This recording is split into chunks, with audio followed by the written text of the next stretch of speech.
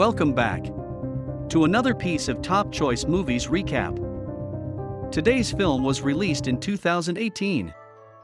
Titled, Sorry to Bother You. Keep a keen eye for spoilers, sit back and enjoy the film.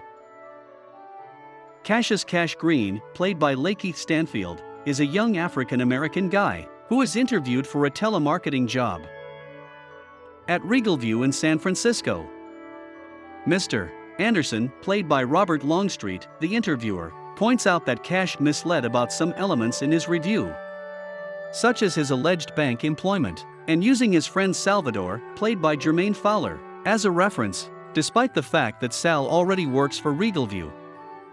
Anderson, though, sees potential in Cash, because he is clearly ambitious. So he hires him and gives him a manuscript to work with. Cash lives in Oakland with his girlfriend Detroit, played by Tessa Thompson, in his uncle Sergio's, played as Terry Crews, garage. Cash is bankrupt and in a bad situation. He has regular existential crisis thoughts, which he expresses to Detroit.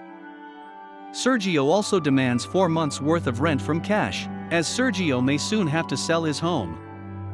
Cash begins working at Regalview answering calls, posing as though he is at the house of the individuals he is phoning. But his lack of confidence in his presentation causes the people to hang up on him.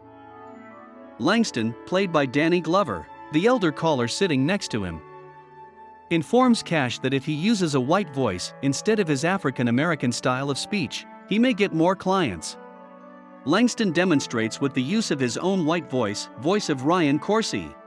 Cash asks when the employees will get raises during a work meeting, which Diana Debauchery, played by Kate Berlant, the lady in charge of the meeting, laughs off. Following that, Cash encounters Squeeze, played by Stephen Yeun, a co-worker who is taken aback by Cash's question. Later, he invites Cash, Sal, and Detroit out for drinks. A sign for Worry Free, a company that gives secure jobs, housing, and food, is posted at the bar, but a protest group called Left Eye claims Worry Free's employees are being forced to work as slaves to save money. So they routinely vandalize their billboards across the city. Cash and his buddies gather for drinks, and Cash surprises everyone by making a toast in his white voice, voiced by David Cross. Cash begins to use the white voice at work, which results in him making a lot of money. Squeeze, on the other hand, gets all of the callers to criticize Regalview, since Worry Free is their biggest client, and they want greater payment increases. Cash was summoned to the boss's office by the bosses. He begins to chastise them, but they inform him that his work has been deemed so great that he will be awarded a raise and promoted to the top floor, which is reserved for power callers. Cash starts to make a lot more money as a power caller. He is able to repay Sergio in full, and he and Detroit move into a snazzy new apartment, complete with a new bed, TV set, and a slew of pricey furnishings.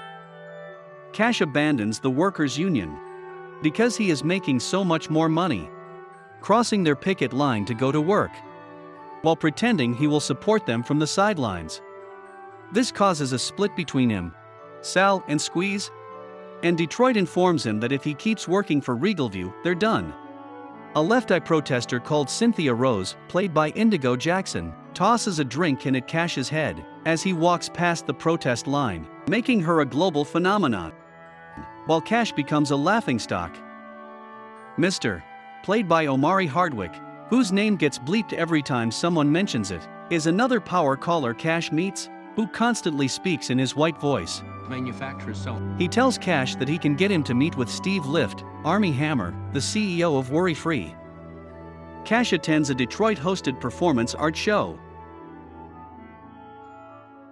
She tells the clients that there are basins filled with phones, gunshot casings, and balloons filled with sheep blood that they can pelt her with, as she recites lines from the film The Last Dragon, using her own white voice, with a British accent, voiced by Lily James. People do what they are told, and Cash is so shocked that he interrupts the show. He goes after Detroit, She assures him it's all part of the performance. Mr. and Cash attend a party at Steve's house. Everyone gets high on cocaine, and there's an orgy. Cash is asked to sing a rap by Steve. But he isn't very good at it, so he simply sings a few lines. Nigga shit, nigga shit, nigga nigga nigga shit, nigga shit, nigga shit, nigga nigga nigga shit. Nigga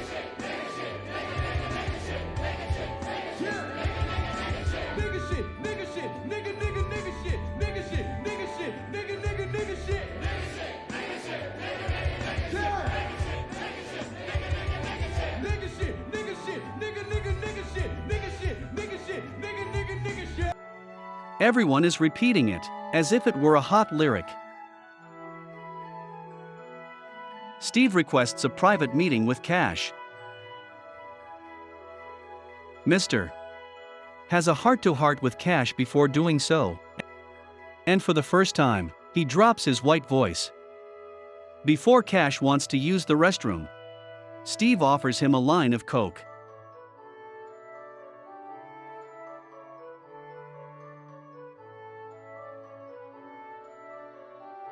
He walks inside the wrong room and finds someone in a stall asking for assistance. When Cash opens the door, a half-human half-horse abomination, along with others like him, emerges. As soon as Steve discovers Cash, he freaks out. They are exposés, Steve explains, and he shows Cash a film of claymation anthropomorphic monkeys exhibiting worry-free's notion that humans may be utilized as tools for personal benefit, and that the serum that induces the metamorphosis is coke. Steve, on the other hand, insists that he supplied Cash frequent cocaine. He gives Cash the option to join, promising him $100 million and the guarantee of only needing to be infected for 5 years before receiving an antidote. Cash flatly refuses, and he exits. Detroit is spotted hooking up with Squeeze after the performance show. Cash wakes up panicked, thinking he is still high. He talks to Detroit after thinking he has started to mutate. Detroit shows him a video from his phone that got lost, which shows the exposés begging for help. Before Steve comes in and threatens to turn them to glue, Cash plans to expose Worry-Free with the video by going on a popular show called I Got the Shit Kicked Out of Me.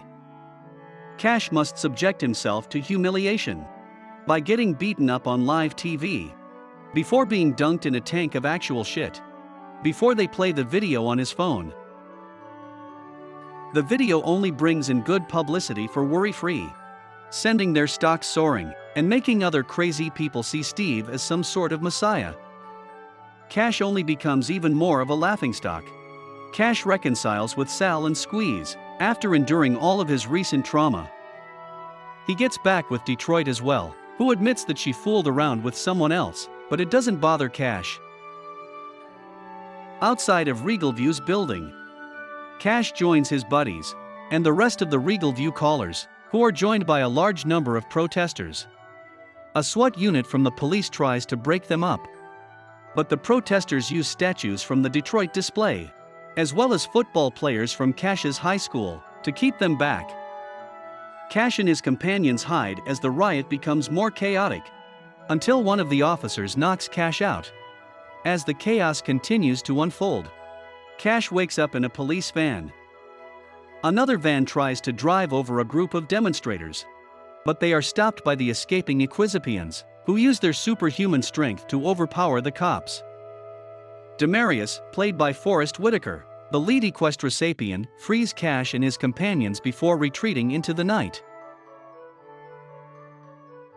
Cash returns to Sergio's garage, but this time he redecorates it to make it look nicer. He gives the nicer car that he bought as an apology gift to Sal. Detroit moves back in with Cash.